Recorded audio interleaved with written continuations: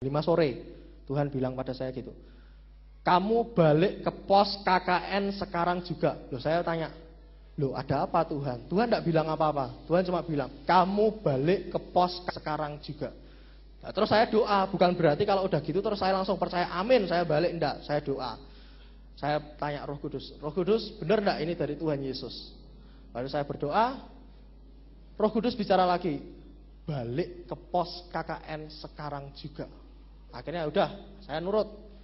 Akhirnya 5:30 sore saya balik. Padahal jaraknya kalau saya dari pos KKN ke tempat kos-kosan itu kira-kira jaraknya hampir dari Pati sini sampai ke Pentol Kudus itu ya, kota Kudus. Sampai ke situ jaraknya, kira-kira segitu jauhnya itu. Nah, dari situ saya 5:30 sore saya balik ke pos KKN. Di tengah jalan teman saya nih tiba-tiba telepon. Dia SMS saya, dari pos KKN yang lain beda, kami beda pos KKN, dari pos KKN yang lain dia bilang, tapi masih satu wilayah. Dia bilang, besok kamu tolong bantuin aku bikin program ya, aku programku masih ketinggalan banyak. Nah, waktu itu saya mikir, wah ini daripada saya nganggur, tidak ada acara, wong malam besok belum do balik juga, ya udah tak bantu. Ya saya bilang, oke, tak bantu besok KKN-mu. Nah, setelah itu saya balik. Setelah sampai di pos KKN, saya SMS ketua grup KKN saya bilang, malam ini aku tidur di pos KKN, aku udah balik loh. Teman saya bilang gini, loh kamu udah balik sendiri ke pos KKN, nggak takut Pak? Takut apa? Oh itu sana tuh isu-isunya banyak itu loh, banyak penunggunya loh. Penunggu apa gitu? Terus saya tanya sama bapak pondokan KKN-nya yang punya rumah itu, dia bilang, ini tuh memang dari dulu tuh ya Mas ya, banyak kalau yang tidur di sini malam-malam tuh digangguin, ada yang tahu-tahu pas tidur ditendang orang padahal tidak ada orangnya gitu. Terus saya cuma gitu. Terus teman saya tuh SMS lagi, gimana kamu jadi tidur sana? Tak bilang, enggak apa-apa, Tuhan yang nyuruh. Kalau Tuhan yang nyuruh, firman Tuhan berkata, Roh Kudus yang ada di dalam aku tuh lebih besar kuasanya dari roh lain yang ada di dunia ini. Dan anak raja mau tidur di pondokan KKN, masa penunggu-penunggunya berani nendang-nendang, nanti saya tendang ganti gitu ya. Dan pada waktu itu, ya udah, malam itu saya tidur di situ, nggak jadi apa-apa, nggak ada apa-apa. Jadi yang ditakut orang-orang nanti kalau udah tidur sendirian. Memang dari awal itu sering beberapa teman yang KKN di situ, mereka juga ada beberapa teman yang sering ketakutan sendiri, jadi sering mengalami ketakutan nggak jelas gitu. Nah sampai besoknya KKN itu saya bantuin teman sekitar jam 11 siang saya sudah selesai. Bantuin teman saya di pos KKN yang beda itu, tapi masih satu wilayah, satu desa juga, satu kecamatan. Pada waktu saya mau pulang, tiba-tiba dosen pembimbing KKN sidak.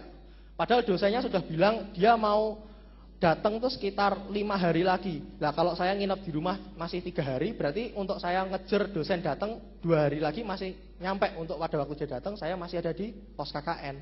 Tapi hari itu dosennya sidak dan dia bilang, saya tidak jadi datang besok karena apa? Karena saya ada acara, saya sidak hari ini. Disidak semua hari itu dari semua kelompok saya, yang ada di pos KKN cuma saya. Luar biasa enggak Tuhan kita itu? Kalau hari itu saya tidak ada di pos KKN, nilainya dicoret, dikurangi. Kenapa? Karena salah satu syarat penilaian KKN itu kehadiran, untuk selalu tetap tinggal di pos KKN. Tapi Roh Kudus sudah bilang, kasih tahu, kamu balik dulu ke pos KKN. Pada waktu saya diberitahu Roh Kudus hari sebelumnya, Roh Kudus tidak bilang, besok dosenmu datang loh. Roh Kudus tidak bilang kayak gitu. Tuhan selalu kasih pilihan, nurut, tidak nurut. Tuhan kalau kasih perintah tuh tidak dikasih tahu yang gamblang, panjang lebar, tidak. Tapi firman Tuhan berkata, baris demi baris, kata demi kata, hari demi hari. Dikasih tahu, kamu balik pos KKN, nurut pilihanmu, kamu taat, kalau tidak nurut, lewat. Nah, saya belajar nurut, mengerti akan apa yang Tuhan kehendaki. Pada waktu itu saya nurut dan firman Tuhan dibuktikan besok paginya.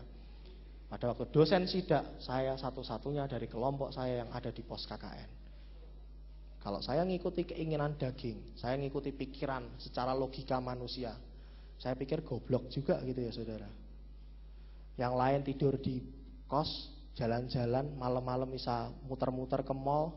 Saya tidur di pondokan KKN dan tidak ada listrik. Itu kan malam udah gelap semua, kok mau-maunya gitu. Tapi kalau belajar nurut akan kehendak Tuhan, engkau akan mengalami hal-hal yang luar biasa. Amin. Coba saudara buka Mazmur 25 ayat 14. Tuhan bergaul karib dengan orang yang takut akan Dia, dan perjanjiannya diberitahukannya kepada mereka. Nah, kalau kepada orang yang bergaul karib, Tuhan memberitahukan apa? Perjanjiannya. Kalau saudara mau tahu perjanjian yang dibuat Allah, yang dibuat Tuhan denganmu masing-masing pribadi, belajar bergaul karib dengan Tuhan.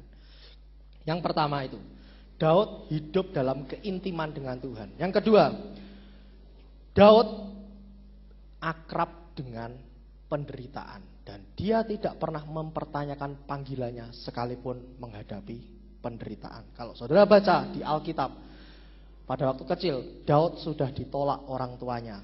Dia harus angon domba, angon kambing, sementara kakak-kakaknya yang lain jadi tentara. Padahal pada waktu itu menjadi seorang tentara adalah satu kehormatan bagi bangsa Israel. Daud angon kambing. Pada waktu dia dewasa, mau kawin, mertuanya Saul ngejar-ngejar dia, mau bunuh dia. Bahkan istrinya Daud, anaknya Saul, dioper sama mertuanya sendiri. Dioper kasihin orang lain, suruh jadi istrinya orang lain. Itu kan satu hal yang bisa dibilang gila bener gitu ya, kalau ada mertua kayak gitu. Udah kawin, tahu-tahu anaknya itu dikasihin ke orang lain gitu loh. Dan itu terjadi dalam hidupnya Daud. Setelah Daud tua, Daud dikudeta sama anaknya sendiri, Absalom. Mau dibunuh sama anaknya sendiri. Jadi kalau orang dunia lihat hidupnya Daud itu ya, orang sudah jatuh ketimpa tangga, diteriakin nenek-nenek tua, dikejar sama anjing gila gitu. Itu hidupnya Daud. Hidupnya penuh penderitaan. Seharusnya bagi Daud ada banyak alasan untuk Daud mempertanyakan panggilan hidupnya sebagai raja orang Israel. Kalau saudara baca di Alkitab, Daud diurapi oleh Nabi Samuel menjadi raja atas orang Israel. Tapi bukan berarti setelah diurapi Daud hidupnya langsung enak. Daud justru harus menempuh penderitaan demi penderitaan. Kalau saudara baca di Alkitab, cara mengurapi Daud itu berbeda dengan cara Samuel mengurapi Saul. Saul diurapi oleh Samuel menggunakan buli-buli minyak tanah. Buli-buli minyak diisi minyak urapan, diurapkan kepada Saul. Tapi Daud diurapi Samuel menggunakan tabung dari tanduk domba. Tabung dari tanduk domba itu berbicara tentang apa? Pengorbanan. Kenapa? Kalau namanya ada tabung dari tanduk domba, berarti harus ada dombanya yang dipotong dulu. Harus ada domba yang dipotong dulu, dipotong tanduknya, baru tanduknya itu bisa dipakai buat pengurapan. Tapi Daud tahu dalam penderitaan, dalam pengorbanan ada minyak yang dituangkan, ada pengurapan Roh Kudus yang dicurahkan. Dan itu yang membuat Daud kuat dan dia tidak pernah mempertanyakan panggilannya. Kadang kalau kita jadi orang Kristen diizinkan mengalami penderitaan karena panggilan Tuhan ya. Kalau kita diizinkan mengalami penderitaan karena panggilan Tuhan, itu baik untuk membersihkan karakter kita. Kadang kita tuh ada beberapa karakter. Ada orang yang jeleknya itu kelihatan langsung, tapi ada orang yang jeleknya itu tidak kelihatan. Sama-sama sombong. Yang satu kelihatan langsung senangnya pamer, tapi ada satu yang sombong tidak kelihatan langsung. Misalnya apa? Mengandalkan kemampuannya sendiri. Firman Tuhan berkata apa? Yeremia 17 ayat 5. Terkutuklah orang yang mengandalkan manusia, yang mengandalkan dirinya sendiri, yang hatinya menjauh dari Tuhan. Kadang kita tidak sadar saudara, dalam hati kita mulai menjauh dari Tuhan. Ketika apa? Ketika kita mulai mengandalkan diri kita sendiri. Dan itu tidak bisa disadari sampai Tuhan itu memproses dalam hidup kita. Saya mengalami ketika saya dipanggil Tuhan menjadi hamba Tuhan. Saya mendapat pada waktu itu Tuhan kasih satu penglihatan ya. Tuhan kasih satu penglihatan, ada satu layar screen, ya, screen putih. Pada waktu saya berdoa, pada waktu itu sebuah retreat, dan ada kayak gambarnya Tuhan Yesus lagi disalib, gitu ya. Tuhan Yesus lagi disalib. Tapi itu gambarnya itu besar. Nah, gambarnya besar gitu. Pada waktu itu saya lihat seperti filmnya The Passion of the Christ gitu ya. Pada waktu itu saya pegang darahnya gini. Loh, ini screen, tapi waktu tak pegang gini darahnya kok nempel. Darahnya nempel. Terus pada itu saya tanya, "Loh, ini kenapa ya Tuhan?" Dan Roh Kudus ngomong, meteraikan darah Yesus itu di dahimu. Aku meteraikan kamu dan aku panggil kamu menjadi hambaku, menjadi penyambung lidah bagiku. Tapi bukan berarti saya langsung terima gitu, amin itu. Enggak, karena pada waktu itu saya sudah kuliah di dokter gigi. Saya ini kuliah dokter gigi di UGM. Saya tanya Tuhan, aku ini kuliah dokter gigi. Waktu itu saya semester 1. Apa kuliahku tak tinggal gitu loh. Apa kuliahku tak tinggal? Saya ini kuliah dokter gigi pada itu. Kemudian Tuhan bilang, enggak, selesaikan dulu kuliahmu. Kamu selesaikan kuliah. Nanti pada waktunya aku angkat kamu. Dan pada waktu itu selama 2 tahun Tuhan enggak angkat saya untuk pelayanan kemana-kemana, enggak. 2 tahun yang Tuhan kerjakan, Tuhan perintahkan apa?